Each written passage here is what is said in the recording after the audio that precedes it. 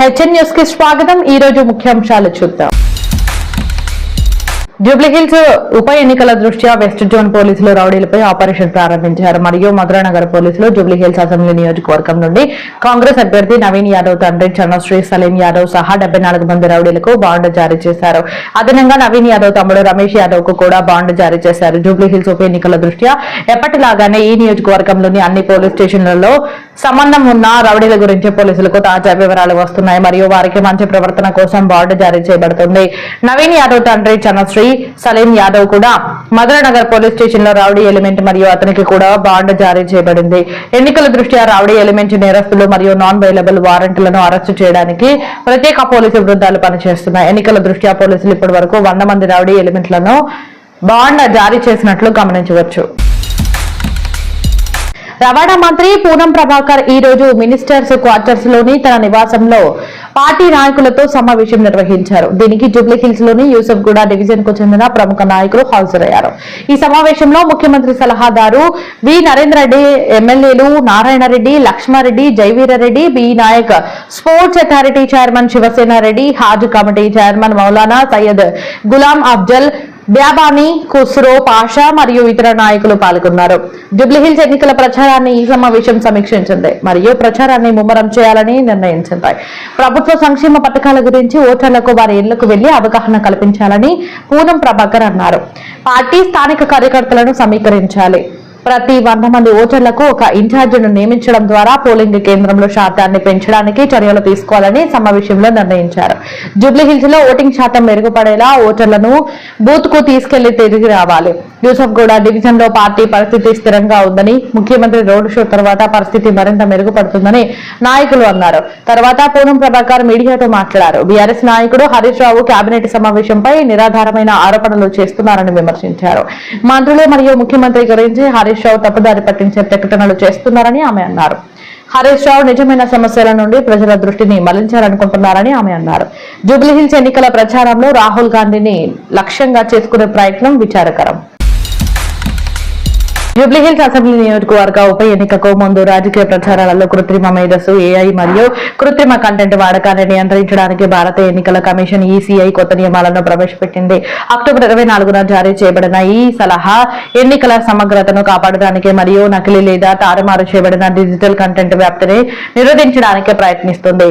ఆదివారం విడుదల చేసిన అధికారిక ప్రకటనలో జిల్లా ఎన్నికల అధికారి మరియు జీహెచ్ఎంసీ కమిషనర్ ఆర్వి ఖట్టన్ అన్ని రాజకీయ పార్టీలు, అభ్యర్థులు మరియు ప్రచార బృందాలు ఎన్నికల ప్రచారంలో పారదర్శకతను నివారించడానికి మరియు నిర్ధారించడానికి మరియు తప్పుడు సమాచారాన్ని నివారించడానికి ఈసీఐ మార్గదర్శకాలను ఖచ్చితంగా పాటించాలని ఆదేశించారు.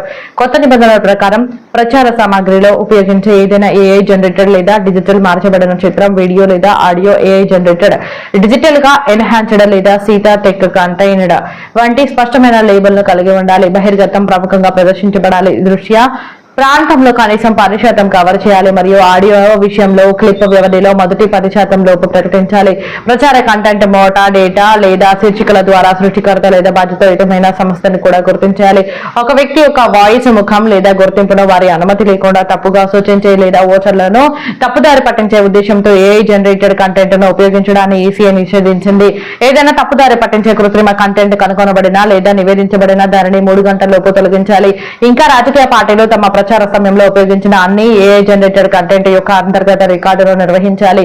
నైతిక మరియు పారదర్శకత ప్రచారం యొక్క ప్రాముఖ్యతను బలోపేతం చేస్తూ జూబ్లీహిల్స్ ఉప ఎన్నికల్లో న్యాయంగా మరియు జవాబుదారీతరంగా ఉండడానికి అన్ని రాజకీయ నటులు కమిషన్ సూచనలను పాటించాలని ఆర్వి ఖట్టన్ అన్నారు. రాజకీయాలు, ఏఐ మరియు డిజిటల్ సాధనాల ఉపయోగం ప్రజాస్వామ్య ప్రక్రియను బలోపేతం చేయాలి, దానిని బలహీనపరచకూడదు అని ఆయన అన్నారు. వర్కింగ్ ప్రెసిడెంట్ కేటీఆర్ మరియు రాష్ట్ర మాజీ మంత్రి హరీష్ రావు ఆటో డ్రైవర్లకు సంఘీభావం తెలిపారు మరియు ఇద్దరు వేర్వేరు ఆటోలలో తెలంగాణలోని బీఆర్ఎస్ ప్రధాన కార్యాలయానికి చేరుకున్నారు. కాంగ్రెస్ ప్రభుత్వం 2 ఏళ్లు పూర్తి చేసుకున్నప్పటికీ ఆటో డ్రైవర్లకు ఇచ్చిన హామీలను నెరవేర్చలేదని వారు తీవ్రంగా విమర్శించారు మరియు హామీలను నెరవేర్చాలని డిమాండ్ చేశారు. కేటీఆర్ తన నివాసం నుండి తెలంగాణ భవన్ కు కారు ఎక్కాడు, కానీ మధ్యలో కారు దిగి ఆటోలో కూర్చున్నాడు. మార్గ మధ్యలో అతను ఆటో డ్రైవర్ నుండి వారి సమస్యల గురించి తెలుసుకున్నారు. అసెంబ్లీ ఎన్నికల సమయంలో రాహుల్ రాహుల్ గాంధీ ప్రయాణించిన అదే ఆటోలో కేటీఆర్ ఎక్కాడు. ఆ సమయంలో రాహుల్ గాంధీ తనను చాలా ప్రశ్నలు అడిగారని ఆటో డ్రైవర్ మసరత్ అలీ కేటీఆర్ కి చెప్పాడు. కాంగ్రెస్ ప్రభుత్వం ఏర్పడిన తర్వాత ఆటో డ్రైవర్ల విధిని మారుస్తానని హామీ ఇచ్చాడు. కానీ ఇంకా ఏమీ హామీ నెరవేరలేదు. 2 సంవత్సరాల క్రితం అతనికి సొంత వ్యక్తిగత ఆటో ఉంది. కానీ సంవత్సరాల తర్వాత అతను తన ఆటోను అమ్మేశాడు. ఇప్పుడు నేను అద్దెకు తీసుకున్న ఆటోలను నడుపుతూ నా కుటుంబాన్ని పోషిస్తున్నాడు. గత 2 ఏళ్లలో ఆత్మహత్య చేసుకున్న 161 మంది ఆటో డ్రైవర్ల కుటుంబ సభ్యులకు ఒక్కొక్కరికి ప్రభుత్వం 10 లక్షలు ఎక్స్గ్రేషియా ఇవ్వాలని కేటీఆర్ డిమాండ్ చేశారు. బీఆర్ఎస్ ఎమ్మెల్యే మాజీ మంత్రి టి హరీష్ రావు తన నివాసం కోకపేట నుండి ఐరగడ్డ గోకుల్ థియేటర్ కు, అక్కడి నుండి తెలంగాణ భవన్ కు ఆటోలో చేరుకుని ఆటో డ్రైవర్ నుండి తన మరియు ఇతర ఆటో డ్రైవర్ల సమస్యల గురించి సమాచారం పొందారు. ప్రభుత్వం ఏర్పాటు చేసిన తర్వాత ఆటో డ్రైవర్లకు ఏటా 12,000 ఇస్తామని కాంగ్రెస్ పార్టీ 2 సంవత్సరాల క్రితం హామీ ఇచ్చిందని ఆయన అన్నారు. 2 సంవత్సరాల తర్వాత కూడా ప్రభుత్వం తన హామీని నెరవేర్చలేదు. ఆటో డ్రైవర్లకు ప్రభుత్వం 1,500 కోట్లు బాకీ ఉందని ఆయన అన్నారు. ఆర్టీసీ బస్సుల్లో మహిళలకు ఉచిత ప్రయాణం కల్పించడం ద్వారా ఆటో డ్రైవర్ల కడుపులో తన్నారని హరీష్ రావు అన్నారు. ఆ తర్వాత వ్యాపారం లేకపోవడం, ఇతర సమస్యల కారణంగా ఆటో డ్రైవర్లు ఆత్మహత్యలకు పాల్పడాల్సి వస్తుందని అన్నారు. ఉప ఎన్నికల్లో అర్జెంటీనా అధ్యక్షుడు జేవియర్ టెబాస్ విజయంలో అమెరికా నుండి గణనీయమైన సహాయం పొందారని అమెరికా అధ్యక్షుడు డొనాల్డ్ ట్రంప్ సోమవారం వెల్లడించారు. ట్రంప్ ప్రకారం ఎన్నికలకు ముందు ప్రభుత్వాన్ని ప్రోత్సహించడానికి ఆయన పరిపాలన 40 బిలియన్ల ఆర్థిక ప్యాకేజీని అందించింది. ప్రస్తుతం ఆసియా పర్యటనలో ఉన్న ట్రంప్ దీనిని ఒక పెద్ద మరియు ఊహించని విజయంగా అభివర్ణించారు. ఇది గొప్ప విజయమని అన్నారు. వారు మా నుండి చాలా సహాయం పొందారు. నేను వారికి మద్దతు ఇచ్చాను, బలమైన మద్దతు ఇచ్చాను అని అన్నారు. అర్జెంటీనాకు ఆర్థిక సహాయాన్ని పర్యవేక్షించిన ట్రెజరీ కార్యదర్శి స్కాట్ బెసెంట్ తో తన సహా ఉన్నత పరిపాలనా అధికారులను కూడా ట్రంప్ ప్రశంసించారు. దక్షిణ అమెరికాలోని అనేక దేశాలతో మేము సహకరిస్తూనే ఉన్నాం. మా ప్రత్యేక దృష్టి ఆ ప్రాంతంపైనే ఉంది అని ట్రంప్ జోడించారు. తన కఠిన ఆర్థిక సంస్కరణ విధానాలను ప్రజలు తిరస్కరించినప్పటికీ అర్జెంటీనా ఎన్నికలో అధ్యక్షుడు మిల్లీకి తన కఠినమైన ఆర్థిక సంస్కరణ కార్యక్రమాన్ని ముందుకు తీసుకెళ్లడానికి ప్రజాదరణ పొందిన ఆదేశాన్ని ఇచ్చాయి. ట్రంప్ మిల్లీకి మద్దతు ఇవ్వడంలో ఇప్పటికే అంగీకరించబడిన 20 బిలియన్ల కరెన్సీ స్వాప్ ఒప్పందం ఉంది. అదే సమయంలో మరో 20 బిలియన్ల రుణ పెట్టుబడి కూడా ప్రతిపాదించబడింది.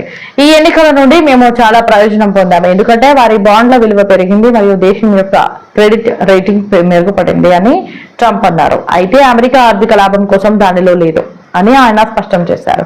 ట్రంప్ తో ప్రయాణిస్తున్న ట్రెజరీ కార్యదర్శి స్కాట్ బెసెంట్ ఈ సహాయాన్ని మిల్లీ ఆర్థిక ప్రణాళికకు మద్దతు ఇచ్చే వారధిగా అభివర్ణించారు. శతాబ్దపు విఫలమైన విధానాలకు వ్యతిరేకంగా ఆయన పనిచేస్తున్నారు. హెచ్ఎన్ న్యూస్ సబ్స్క్రైబ్ చేయండి, లైక్ చేయండి, షేర్ చేయండి.